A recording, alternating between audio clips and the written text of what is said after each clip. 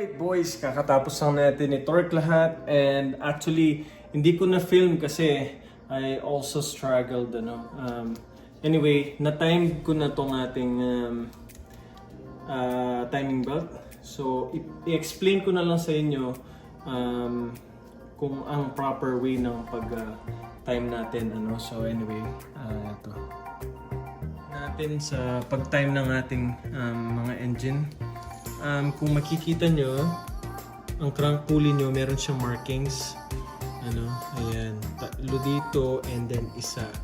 It always has to be right there. And then, yung markings ng cam gears nyo, yung sprocket nya, usually may dots yan.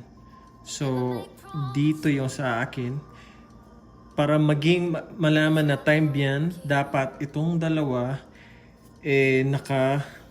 naka-match sila, naka on point sila. And then at the same time with our marking here na ayun, kung makikita nyo, which is dapat titingnan nyo from this angle, hindi lang siya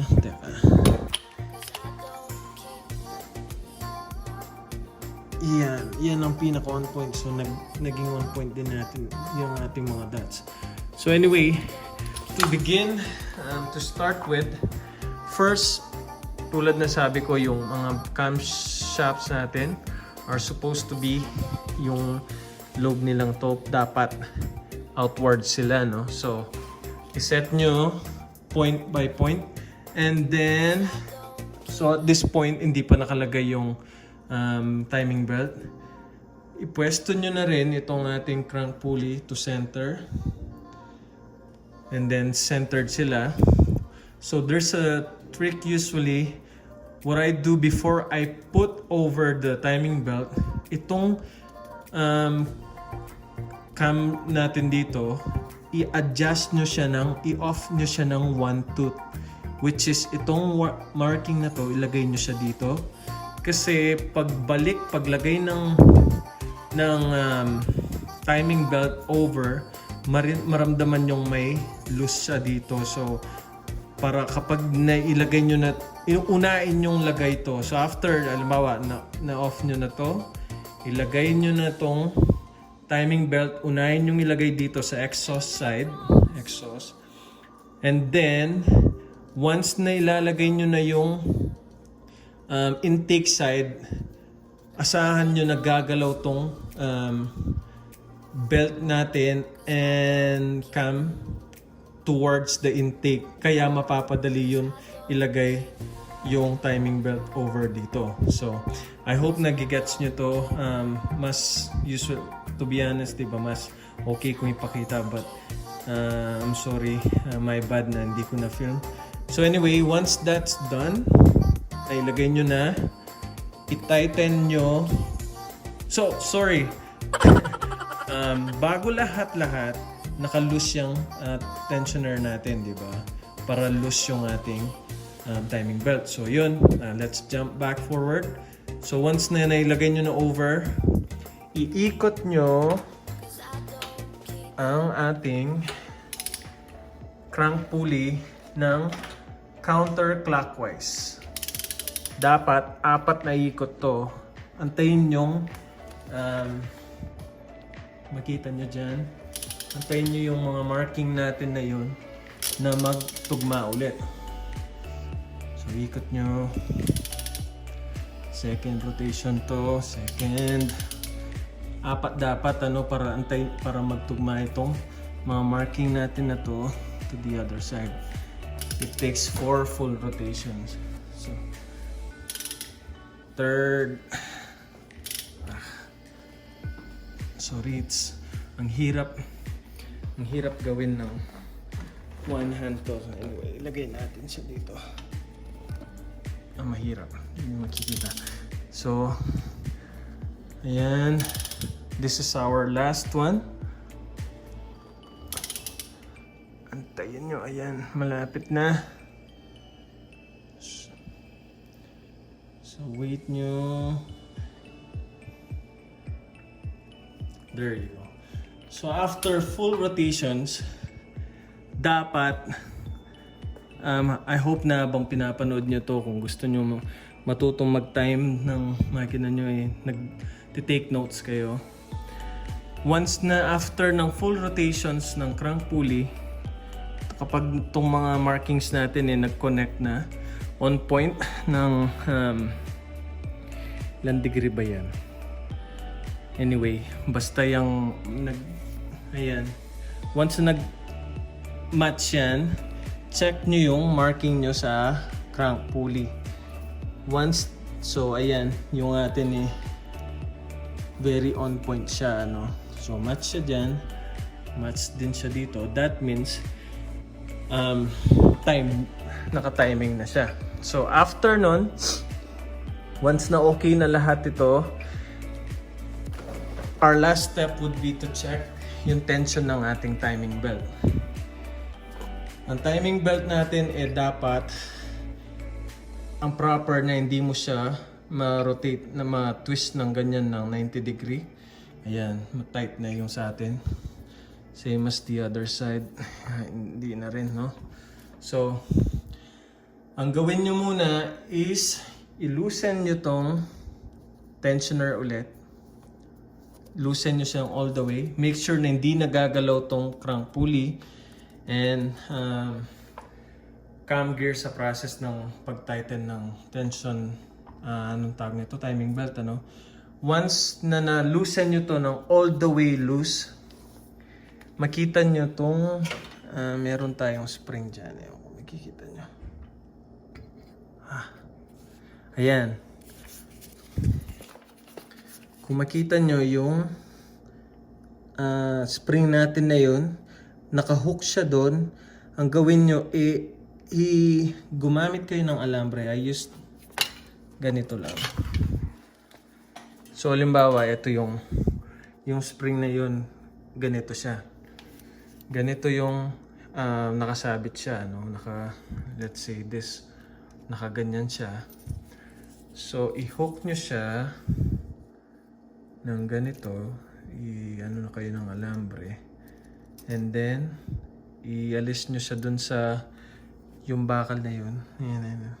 Ayan, alisin nyo siya dun. Ilayin nyo outwards, towards, upwards, outwards.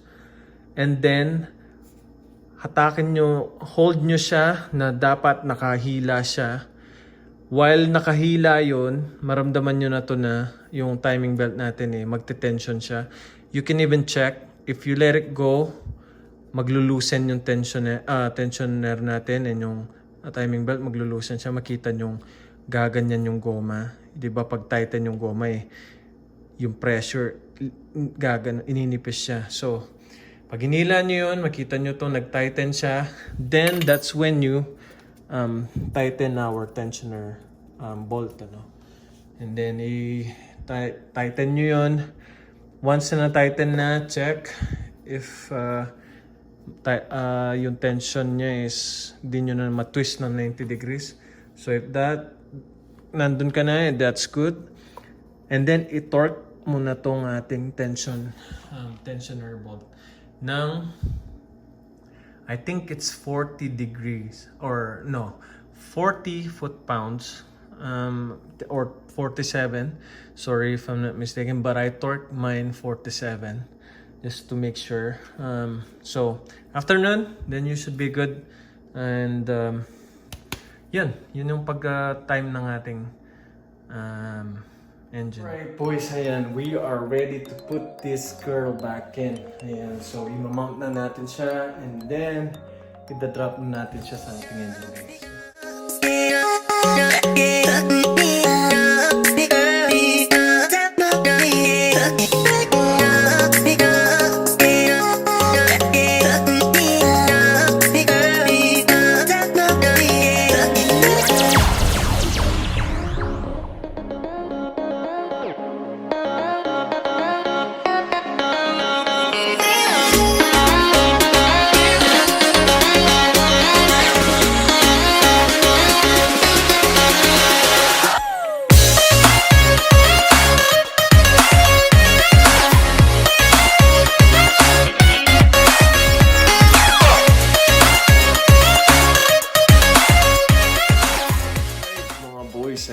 kakatapos lang nating ilagay or drop din ang ating engine.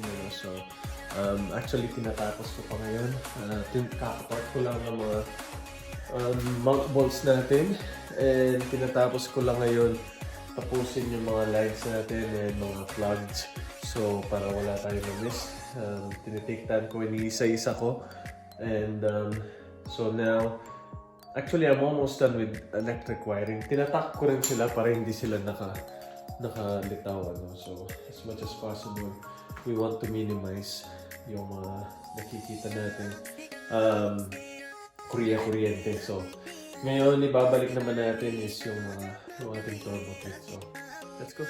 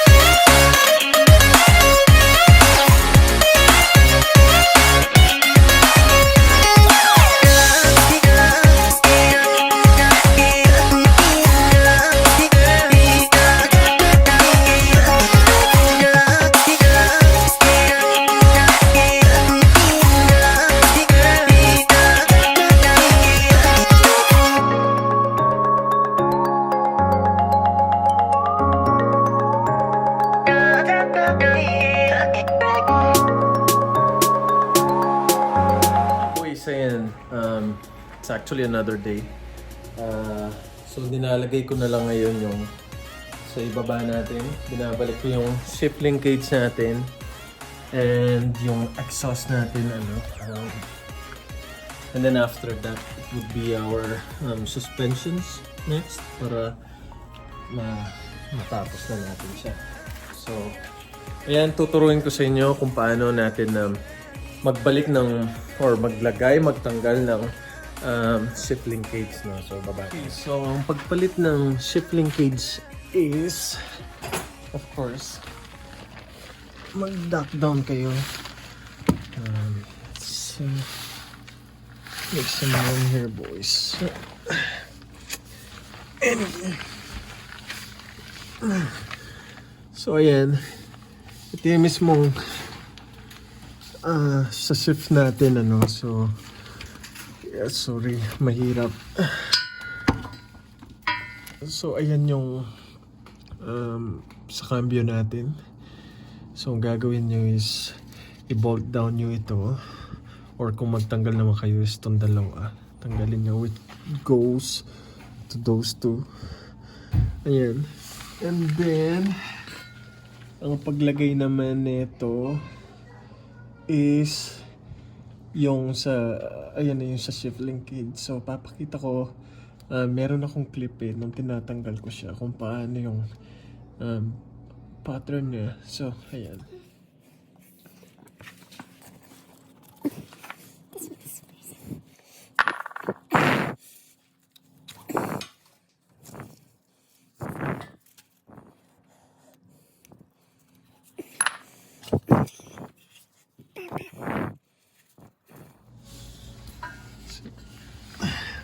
But anyway, oh man, it's too tight in here.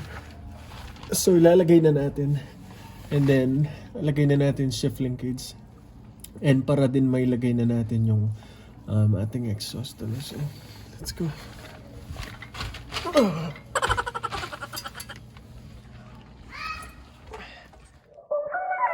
These skies have a different light. White noise that keeps me up at night. I can't help but think back to you. I wish that I could find a face that I would recognize. I replay the memory of you. It's been hard, you know I wanted to stay caught us off guard. Shift linkage natin papunta sa tram. So, hindi ko muna siya pinasok. Ayan yung parang pin is to keep the yung bar to hold together siya sa tranny, no? So, ayan, para ano yan, malak yan, is kailangan mo ipasok yan, no? So, ayan.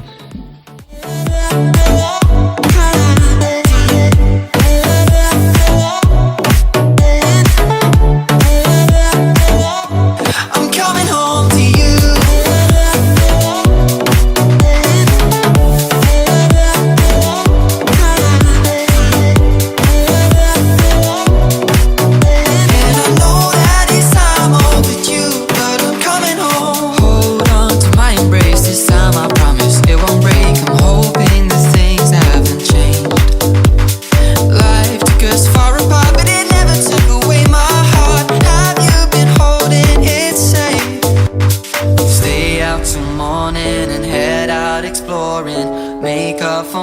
Alright, mga boys, ayan, it's actually been a while since I picked up the camera. The reason why, kasi tinatry ko na lang i-finish lahat, no? So, ito ang update ng ating EK engine, ano? So, it's actually done. Everything is done na. So, it's just now the fluids na ilalagay natin. Transmission fluid, coolant, and ang ating engine oil, ano? So, ayan.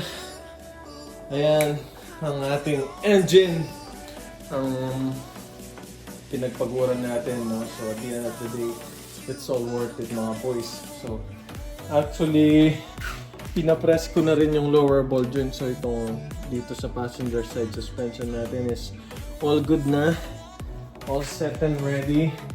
So, hopefully, wala na ako nakalimutang wirings. Dinoble check ko na lahat. Actually, many times kung dinaanan yung aking checklist. So far, wala pa namang nami-miss na mga wires. So, hopefully, lahat na okay na. So, ngayon, lagyan na natin ang ating oil. I'm coming home to you. Ooh, ooh. I'm coming home to you. And I know that it's time overdue, but I'm coming home.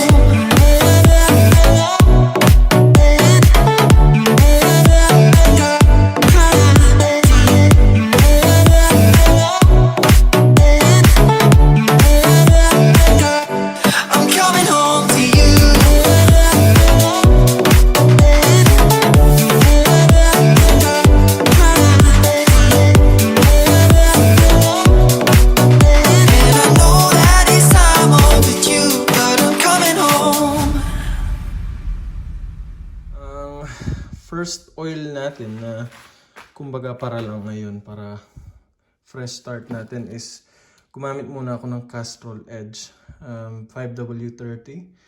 Ayan, papalitan din natin yan after mga couple weeks, ano. And then, ang gamit natin sa ating transmission fluid is Pensoil Synchromesh manual transmission fluid. And usually, ang recommended MTF yung manual transmission fluid galing sa mismong Honda dealership, pero ito yung gamit namin. We have been using this even before. So ayan, these are the two best para sa akin. And ngayon naman lalagyan natin siya ng fluid. So I have couple fluid here, coolant fluid. So, bumili ako ng concentrated para anti-freeze coolant. So, ayan. Alright, mga boys. Ayan. She is now set and ready. Actually, ilalagay na lang natin, kukonect na lang natin yung ating, tawag nito, ECU. And, ilalagay na lang din natin yung ating Type R gauge cluster. So, ayan na mga boys. At last, natapos din natin siya. So, ang una natin gagawin is ipa-prime natin tong engine natin, no? And para malagyan natin ng turbo and oil yung ating turbo, is first to remove excuse me, coils. And then, ni-remove ko rin yung ating mga fuel injectors. So, ika-crank lang natin siya for how many turns. And then, chinek ko na rin itong ating, hold on, itong ating timing. Inikot ko na, dinoble check ko na yan. Lahat, bumabalik sa proper markings natin. Naka-TDC na to, top dead center.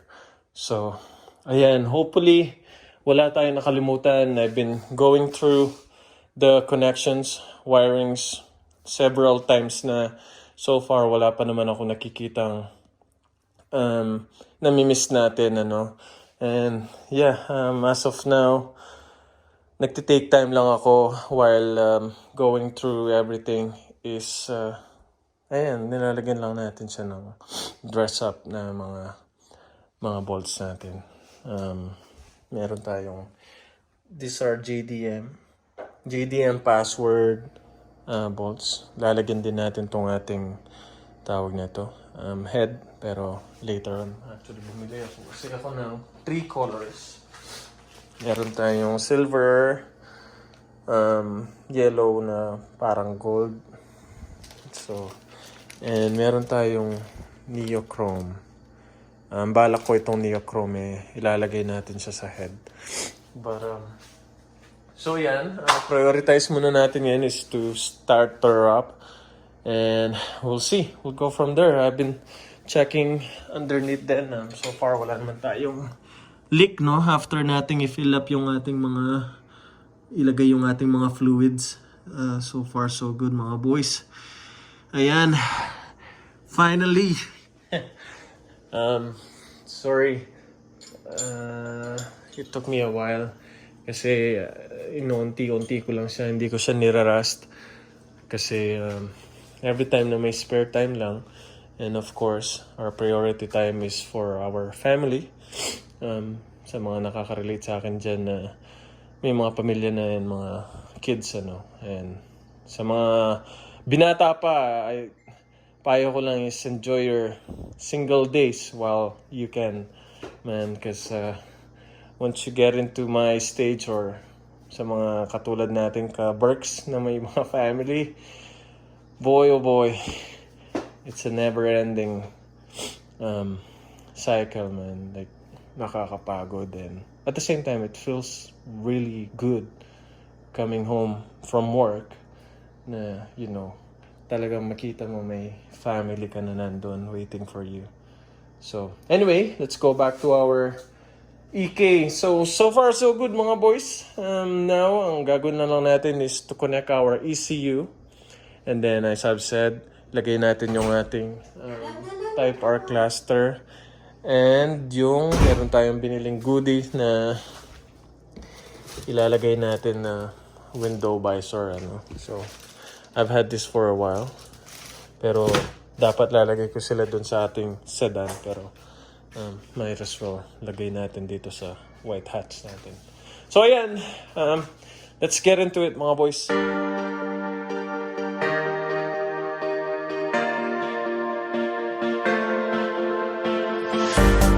Tell me where you came from. This doesn't make sense at all. You've been by my side all along. Feels like we've been here before. Tell me where you came from. This doesn't make sense at all. You've been by my side all along. Feels like we've been here before.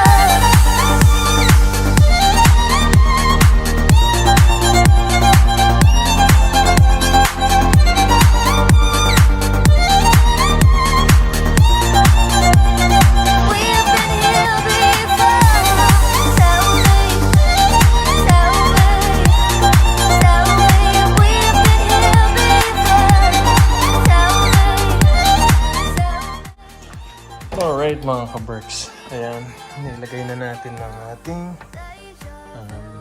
cluster. So, ito rin ang ating actually, tinape ko muna siya kasi para dumikit na maayos. So, Ito yung kabilang side. Now, ilalagay na lang natin yung battery. Then, prime na tayo. Prime start na tayo. Then, start na mga kabricks. Ayan. Alright mga kabricks. It's the moment of truth. So, nakalagay na natin yung mga jumper cables. Ano? So, hindi muna natin i-start. Kasi, bumili din akong 94 octane na gas. Kasi di-drain natin tong na gas na nasa tank ng ating EK hatch. Kasi it's been almost a year or no, a few months and exposed na yun sa air. So, papalitan natin yung di-drain natin mamaya. For now, we're just gonna drain. Anyway, we're not gonna use fuel for now. We're just gonna drain our or prime our engine with oil. So, ayan.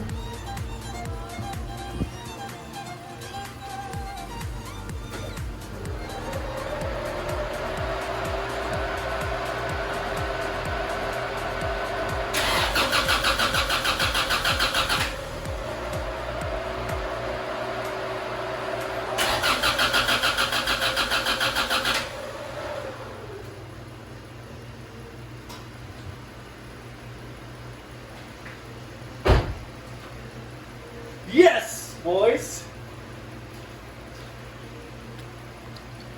So yeah, that's a really great sign, no? At least that means we know that ang ating engine is in a running condition as you guys have heard. So ngayon, ipa-prime pa natin siya para mas swak na swak.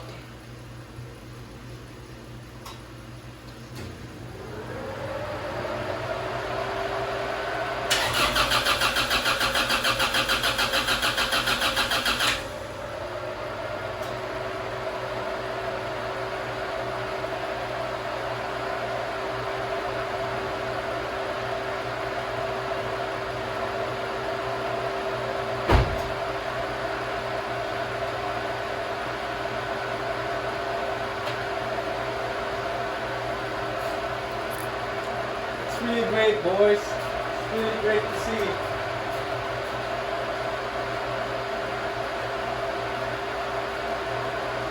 Hell yeah! Hell yeah! Hell yeah! Hell yeah!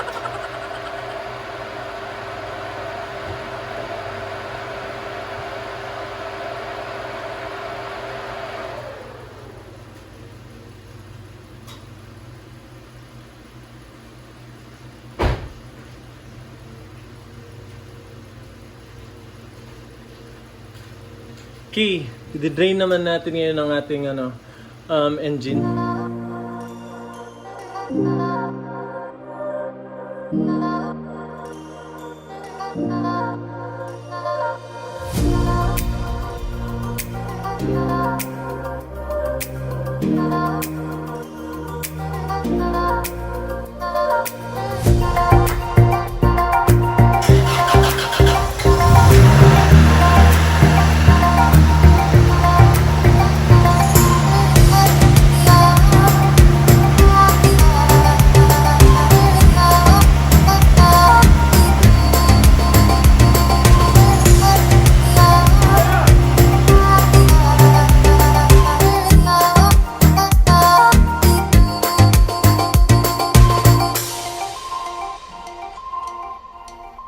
Never make promises,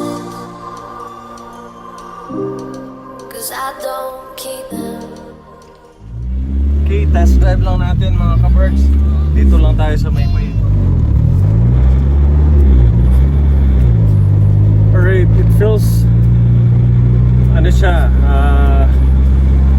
okay naman tumakbo, pero nagsisearch lang tayo, I think i-check natin yung ating vacuum line kung maybe may na-miss tayo or possibly dahil sa ECU, another factor. And so definitely kailangan talaga natin ng return, kasi kung makikita nyo ayan,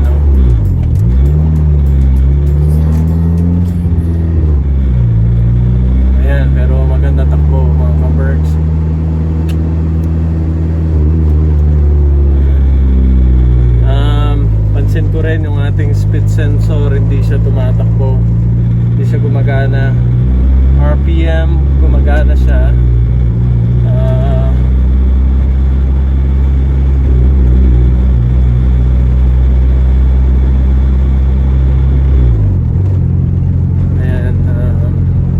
So speed sensor tayo. Yan, isa sa ating mga talagang ayusin. Kasi kailangan natin yung para sa 2 steps ano.